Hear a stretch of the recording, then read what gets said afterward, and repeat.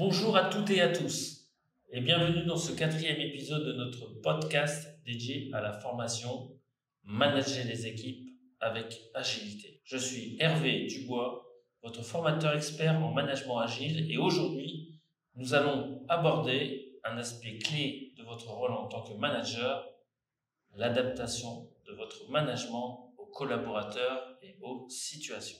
Un bon manager ne suit pas un modèle unique. Au contraire, il sait adapter son approche en fonction des personnalités de ses collaborateurs et des défis auxquels il fait face. C'est ce qui permet d'engager son équipe, de développer leurs compétences et d'atteindre des objectifs ambitieux. Posez-vous cette question avant de commencer. Avez-vous déjà changé votre façon de gérer un collaborateur en fonction de ses besoins ou d'une situation particulière? Si la réponse est oui, alors vous avez déjà fait preuve d'agilité. D'abord, comprendre les profils des collaborateurs. Pour adapter votre management, il faut d'abord bien connaître vos collaborateurs. Voici 2 outils simples et efficaces. Le DISC. Certains collaborateurs sont très orientés résultats, profil dominant, tandis que d'autres préfèrent la collaboration, profil stable. Comprendre ces nuances vous aide à ajuster votre communication et vos attentes. Feedback et observation. Prenez le temps d'observer vos collaborateurs au quotidien. Quels sont leurs points forts? Quelles sont leurs préférences en termes de travail et de communication? Exemple concret. Si un collaborateur est motivé par les défis, proposez-lui des projets stimulants. En revanche, pour quelqu'un qui préfère la stabilité, mettez l'accent sur la clarté des objectifs et un accompagnement régulier. Puis, adaptez son style de management aux situations. Toutes les situations ne se gèrent pas de la même manière.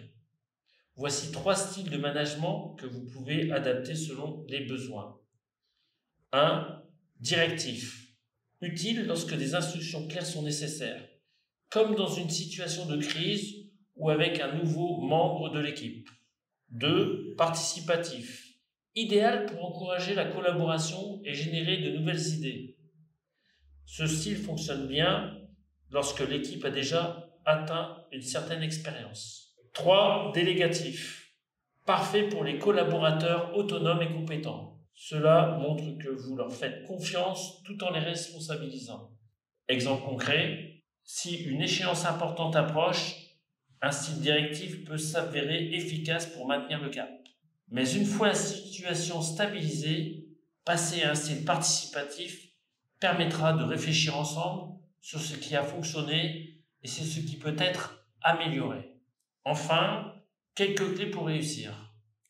Restez flexible. Aucun style ne convient à toutes les situations. Prenez le temps d'analyser le contexte avant d'agir. Pratiquez l'écoute active. Demandez à vos collaborateurs ce dont ils ont besoin pour réussir. Parfois, leurs réponses peuvent vous surprendre et vous guider dans votre approche. Faites preuve d'empathie. Chaque collaborateur a ses propres défis et motivations. En comprenant leur point de vue, vous pourrez les soutenir de manière plus efficace. Et voilà, nous arrivons à la fin de cet épisode.